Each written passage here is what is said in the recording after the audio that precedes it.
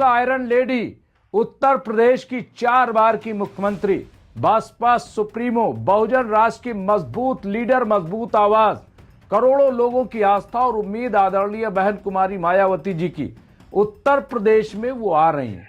आप अपने आप पर भरोसा रखो, 27 में बहन जी आ रही हैं।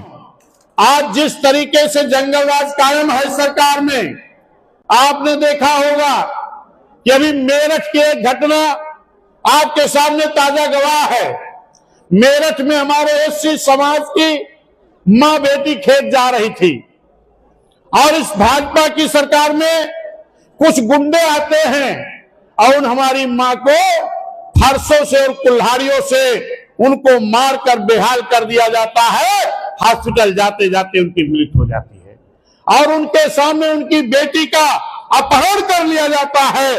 जो आपके कानपुर में एक 14 साल की बेटी को अपहरण कर लिया गया, कौशाम्बी में पाल समाज की बेटी के साथ बलिया में एक चौहान समाज की बेटी को पेड़ से लटका दिया जाता है। जो जंगल राज कायम है, इस जंगल राज को अगर रोकना चाहते हो, अपना विकास चाहते हो, अपने बच्चों की शिक्षा चाहते हो, अपने बच्चों को रोजगार चाहते हो, तो आपको पुनः बहन कुमारी मायावती जी को उत्तर प्रदेश का मुख्यमंत्री बनाना होगा। अन्य दलों के लोग कहते हैं बीएसपी खत्म हो गई है, बीएसपी कमजोर हो गई है। 38 दल को लेकर के जो भाजपा के लोग बनाए हैं इंडिया गठबंधन और 28 दल को लेकर के इंडिया गठबंधन, कई दलों का गठबंधन कौन करता है? जो कमजोर होता है। एक जनता का गठबंधन तैयार होगा। कौन सी जनता? एससी, एसटी, ओबीसी, मुस्लिम समाज, अन्य अल्पसंख्यक समाज, न्याय पसंद ब्राह्मण क्षत्रिय वैश्य समाज, इनका एक गठबंधन तैयार होगा। और जब जनता का गठबंधन बीएसपी के साथ होगा तो दलों के पास क्या बचेगा? क्या बचेगा? कुछ नहीं।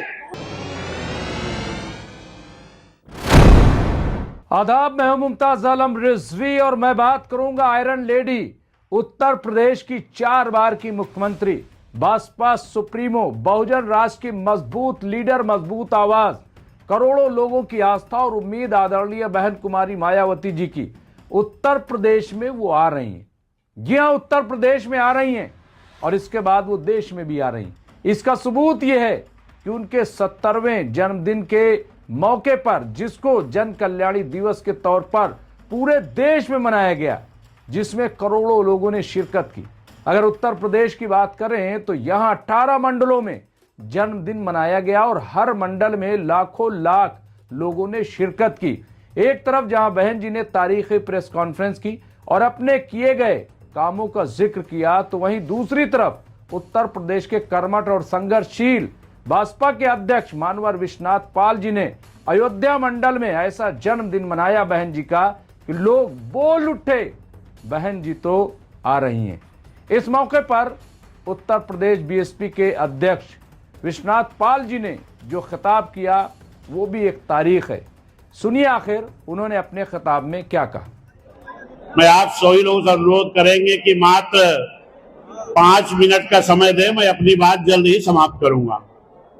सम्मानित साथियों, सबसे पहले तथागत भगवान गौतम बुद्ध जी, इस देश के संविधान के निर्माता परम पूज्य बाबा साहब, बामसेव DS4 बहुजन समाज पार्टी के संस्थापक मान्यवर मसीहा कांशीराम साहब, बहुजन समाज में जन्मे सभी संत गुरुओं महापुरुषों को नमन करते हुए आज करोड़ों करोड़ गरीबों, मजलूमों, शोषितों की नेता, हम सबकी नेता, बहुजन समाज पार्टी की राष्ट्रीय अध्यक्ष, पूर्व में 4 बार रही मुख्यमंत्री, पूर्व में राज्यसभा लोकसभा के कई बार सांसद, प्रभारी बहन कुमारी मायावती जी के आज जन्मदिन के मौके पर हम अपनी तरफ से, आप सभी सम्मानित साथियों की तरफ से,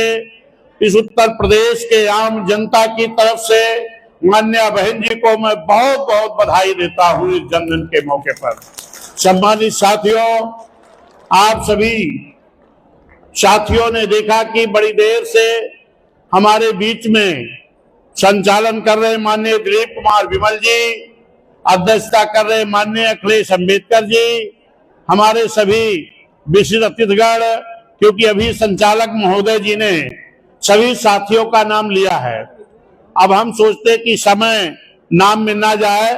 जो भी हमारे मंच पर हैं, सभी मंडल के प्रभारीगण, सभी जिले के प्रभारीगण, जिले के सभी कोऑर्डिनेटरगण, सभी जिले के हमारे सम्मानित अध्यक्षगण, सभी हमारे जिले के ओबीसी समाज के संयोजकगण, मुस्लिम समाज के मंडल के संयोजकगण, विधानसभा के मुस्लिम समाज के संयोजकगण, पिछड़े समाज के हमारे विधानसभा के संयोजकगण, बहुजन वॉलेंटियर फोर्स के लोग, वाम सेब के लोग, सभी मंच पर उपस्थित है, पूर्व प्रत्याशी लोकसभा, पूर्व प्रत्याशी विधानसभा, तमाम हमारे जनप्रतिनिधिगण, मंच पर उपस्थित सभी सम्मानित साथियों, सामने बैठे हमारे सभी सम्मानित साथियों, बड़ी संख्या में हमारी माताएं और बहनें जो यहाँ पर मौजूद हैं, मैं आप सभी लोगों का बहुत बहुत हार्दिक स्वागत, अभिनंदन, वंदन करते हैं। सम्मानित साथियों, आज मान्या बहन जी के जन्मदिन के मौके पर आप सभी सम्मानित साथियों को जिस तरीके से आप मान्या बहन जी को जन्मदिन की बधाई देने के लिए यहाँ आए हैं, उसी तरह से आज एक संकल्प लेकर के भी जाना है कि जो आने वाला चुनाव 27 का होगा, इसमें मान्या बहन जी को उत्तर प्रदेश का पूर्ण बहुमत से मुख्यमंत्री बनाने का भी संकल्प लेकर के आज आपको जाना है यहाँ से। कारण क्या है? कारण यह है कि मान्या बहन जी की सरकार आपने देखा है, 7 से 12 तक बहन जी की सरकार आपने देखा। मान्या बहन जी अपनी सरकार में बच्चों को पढ़ने के लिए 5000 प्राथमिक विद्यालय खोलने का काम किया, हाई स्कूल इंटर कॉलेज खोलने का काम किया, इंटर कॉलेज के बाद ITI polytechnic college, engineering college, paramedical college, homeopathic college, engineering college, बच्चों की शिक्षा के लिए जो बहन जी ने व्यवस्था दिया, आज ये सरकार जो चल रही है, इस सरकार में तो विद्यालय बंद किए जा रहे हैं। और मान्या बहन जी ने शहरों में इस ठंड के मौसम में तमाम हमारे गरीब लोग जो फुटपाथ पर सोते थे, इनको रहने के लिए जगह नहीं थी, तो लोग उनके लिए टेंट का रैन बसेरा बनाते हैं। लेकिन धन्यवाद देता हूं मान्या बहन जी को कि मान्या बहन जी ने हर नगर पालिका में, नगर पंचायत में, महानगर पालिकाओं में कई मंजिले की बिल्डिंग शहरी मानव कांसीराम योजना के तहत गरीबों को बड़े बड़े मकान देने का काम बहन जी ने किया है। सम्मानित साथियों, हम आप तमाम गरीब लोग जब अपने बच्चों को शिक्षा ग्रहण करने के लिए भेजते हैं तो कहते थे कि अब बेटवा का पढ़ाओ बिटिया का ना है। हाई स्कूल इंटर जैसे हमारी बिटिया पास होए तैसे पढ़ाई बंद कर देते थे गरीब लोग। धन्यवाद देता हूं मान्या बहन जी को। मान्या बहन जी ने कहा नहीं, अब गरीबों की बेटियों की पढ़ाने की जिम्मेदारी मैं लेती हूं। मान्या बहन जी जैसे हाई स्कूल बिटिया पास होती थी, चमचमाती हुई नई साइकिल देती थी, 15,000 उसके खाते में देती थी। जैसे इंटर पास होती थी बेटी, फिर बहन जी उनको 10,000 खाते में भेजती थी। और आज की सरकार क्या कह रही है? बेटी पढ़ाओ बेटी बचाओ। लेकिन क्या हमारी बेटियों को साइकिल और पैसा मिल रहा है? क्या मिल रहा है? नहीं मिल रहा। और जो मेरे सम्मानित साथियों, आज जिस तरीके से जंगल राज कायम है सरकार में, आपने देखा होगा कि अभी मेरठ की एक घटना आपके सामने ताजा गवाह है। मेरठ में हमारे एससी समाज की मां बेटी खेत जा रही थी और इस भाजपा की सरकार में कुछ गुंडे आते हैं और हमारी मां को फरसों से और कुल्हाड़ियों से उनको मारकर बेहाल कर दिया जाता है, हॉस्पिटल जाते जाते उनकी मृत्यु हो जाती है और उनके सामने उनकी बेटी का अपहरण कर लिया जाता है। जो बहुजन समाज पार्टी के जिम्मेदार साथियों के वहां दबाव बनाने के बाद माननीय बहन जी ने ट्वीट भी किया, मैंने भी उच्च प्रशासनिक अधिकारियों से बात किया, तब तीसरे दिन जाकर के बेटी को बरामद किया गया। आपके कानपुर में एक 14 साल की बेटी को अपहरण कर लिया गया। आपके बांदा में 3 साल के निषाद समाज की बेटी के साथ हत्या कर दी गई दुष्कर्म करके। कौशाम्बी में पाल समाज की बेटी के साथ, बलिया में चौहान समाज की बेटी को पेड़ से लटका दिया जाता है। और जब वहां पर बहन जी ने मुझे भेजा, मैंने अधिकारियों से बात किया तो अधिकारियों ने कहा कि सुसाइड कर लिया। हमने कहा ये बताइए दरोगा जी, आपका दोनों हाथ बांध दें तो क्या इस पेड़ पर चढ़ पाओगे? उन्होंने कहा नहीं चढ़ पाएंगे। और अगर ऊपर चढ़ के सुसाइड कर लिया बेटी तो हाथ कैसे बांधेगी? तब उनकी भी जांच करा करके तब उनको जाके न्याय मिल पाया। हे मेरे साथियों, चाहे वो आपके गाजीपुर की घटना हो, चाहे गाजियाबाद की घटना हो, फिरोजाबाद की घटना हो, इस तरीके तमाम अत्याचार हो रहा। जो जंगल राज कायम है, इस जंगल राज को अगर रोकना चाहते हो, अपना विकास चाहते हो, अपने बच्चों की शिक्षा चाहते हो, अपने बच्चों को रोजगार चाहते हो, तो आपको पुनः बहन कुमारी मायावती जी को उत्तर प्रदेश का मुख्यमंत्री बनाना होगा। चाहे जिस जाति समाज के लोग हों, चाहे वो ब्राह्मण समाज के लोग हों, चाहे क्षत्रिय समाज के लोग हों, चाहे पिछड़े समाज के लोग हों, चाहे मुस्लिम समाज के लोग हों, चाहे SC ST समाज के लोग हों, आज जगह तो निकलती है इस सरकार में। नौजवान छात्र तो पता लगती कि पापा आप क्या करें, पर्चा तो लीक हो गया। क्षत्रिय समाज का भी बेटा कहता पापा क्या करे, पर्चा लीक हो गया। कहे बेटा वापस हो, अब की 27 में अपनी वोट की ताकत से इस सरकार को घर कर फेंकेंगे, बहन जी को लाएंगे, बहन जी को लाएंगे। जिन बहन जी की सरकार में एक भी पर्चा लीक नहीं हुआ, बहन जी की सरकार में मास्टर की भर्ती हुई, बहन जी की सरकार में पुलिस की भर्ती हुई, बहन जी की सरकार में गार्ड की भर्ती हुई, बहन जी की सरकार में आंगनबाड़ी की भर्ती हुई, बहन जी की सरकार में सहायक आंगनबाड़ी की भर्ती हुई। ये मेरे सम्मानित साथियों, आपने देखा होगा एक भर्ती निकली थी सफाई कर्मी। सफाई कर्मी की भर्ती क्यों निकाला? माननीय बहन जी को मैं धन्यवाद देता हूं। माननीय बहन जी ने देखा कि गरीबी के नाते गांव में आज भी तमाम ऐसे परिवार हैं कि जिनके घर में कक्षा 5-8 से ज्यादा शिक्षा नहीं है।